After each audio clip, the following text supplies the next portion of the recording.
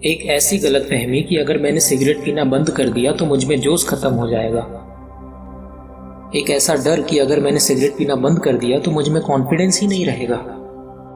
एक ऐसा डर कि अगर मैंने सिगरेट पीना बंद कर दिया तो मैं खुशियों को बेहतर ढंग से एंजॉय नहीं कर पाऊंगा। एक ऐसा डर कि मैंने अगर सिगरेट पीना बंद कर दिया तो मेरे दोस्त मुझे सीधा समझकर मेरा मजाक उड़ाएंगे, मुझ पर हंसेंगे और मेरा साथ छोड़ देंगे। ये सिगरेट, धुआं, ये सब एक दिखावा है ज्यादा खुश होने का, क्योंकि जो मेहनत तूने करी थी खुशी पाने के लिए, सफल होने के लिए, उसमें तेरे दिल ने, तेरे परिवार ने, तेरी हिम्मत ने सबसे ज्यादा साथ दिया था, ना कि इस नशे ने। सिगरेट पीना तो सिर्फ एक ढोंग है टेंशन को दूर करने का, क्योंकि टेंशन में तुझे इतनी परवाह होती खुद की, खुद के परिवार की, खुद के सपनों की, तो तू ऐसे चुप करके कायरों की तरह काम नहीं करता। एक छोटा सा कस मारा था तूने अपने दोस्तों के कहने पर।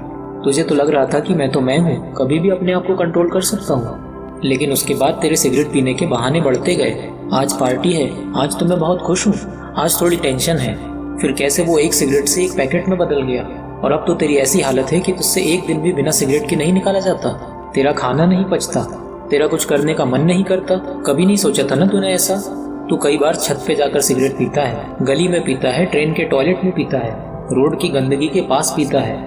तूने अपना स्टेटस खुद ही हद से ज्यादा गिरा लिया है। सिगरेट पीने वाले तो आधे से ज्यादा लोग सिगरेट की स्पेलिंग भी ठीक से नहीं जानते।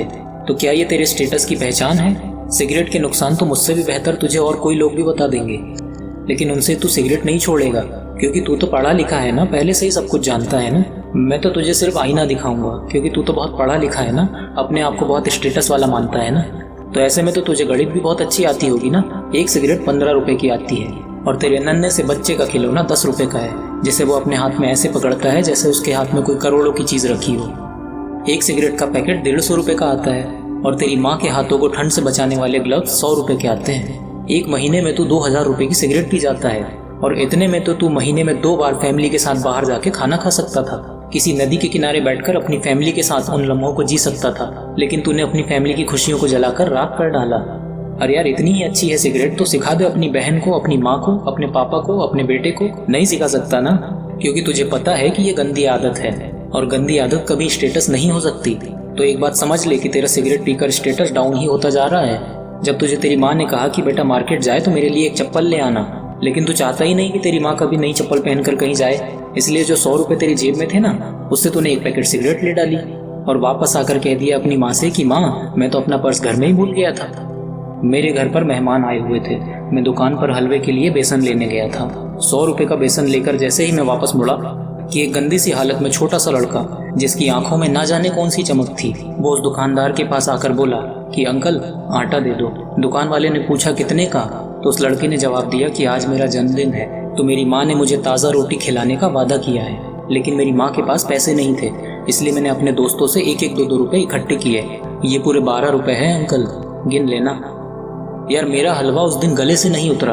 रोड पर आवारा घूमता झुग्गी झोपड़ी वालों का लड़का अपने जन्मदिन पर 12 रुपए में ताज़ी रोटी खा पाता है, और तू 15 रुपए की सिगरेट ऐसे ही धुएं में उड़ा देता है। कितने गरीब बच्चों को उनके जन्मदिन पर भरपेट खाना मिल जाता, किताबें मिल जाती, उनकी आंखों में एक चमक आ जाती, उनकी माँ उनके जन्मदिन पर पल्लू से अपने आंसू न छुपाती। अरे माना कि तू पैसे वाला है, दिन में कई नोट कमाता है, लेकिन तूने खुशी नहीं कमाई कभी, इसलिए तुझे असली खुशी का मतलब नहीं पता। देखने को बस तू 70 इंच लंबा है, लेकिन तू सिर्फ 3 इंच की सिगरेट का गुलाम है। अगली बार तू दुकान से सिगरेट की जगह में एक पेन और कॉपी लेकर रोड के उस गरीब के बच्चे को देकर के आना, फिर देखना कि वो बच्चा कैसे अपना फ्यूचर लिखता है उस पे। उस दिन तुझे अच्छी नींद आएगी और तेरी ढोंगी टेंशन कम होगी। अरे तेरी माँ ने तो बहुत ही पहले तेरे कपड़े धोते हुए तंबाकू की स्मेल सूंघ ली थी, पर वो कुछ बोली नहीं कि वो भी कहीं तेरे गुस्से का शिकार न बन जाए। अगर तू कर सकता है ना तो उठ और जा अपनी माँ के पास और बोल कि माँ, मैंने इसी मुंह से तेरा दूध पिया था, लेकिन आज मुझसे बहुत बड़ी गलती हो गई। मैं भटक गया था, मुझे प्यार की कमी महसूस होने लगी थी, मैं डरने लगा था, तो मैंने सिगरेट पीना चालू कर दिया। लेकिन ये ले लाइटर और ये ले सिगरेट का पैकेट, इनको तू अपने पैरों से कुचल दे माँ।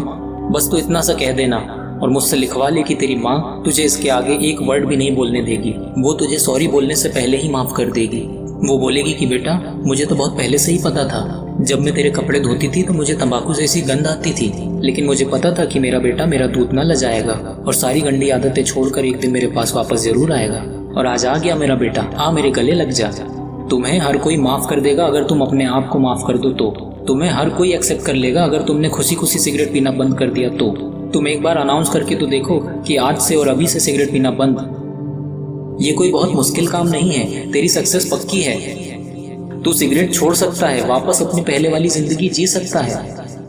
तुम्हें अपने लिए और अपने परिवार के लिए ये सब करना ही होगा। अरे भाई, यू कैन डू इट।